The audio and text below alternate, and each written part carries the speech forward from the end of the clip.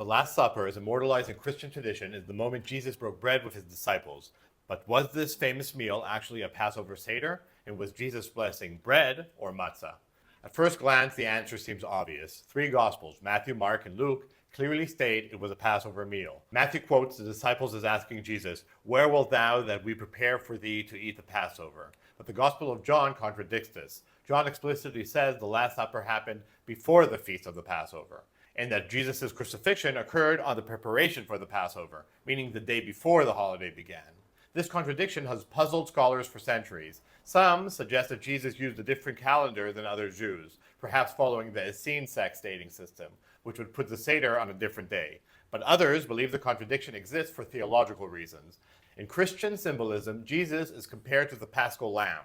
The Gospel of John may have deliberately placed the crucifixion on the day the Passover sacrifices were slaughtered, to reinforce this symbolism. But historically, both accounts seem problematic. The temple would have been extremely busy with thousands of people bringing sacrifices on the day before Passover.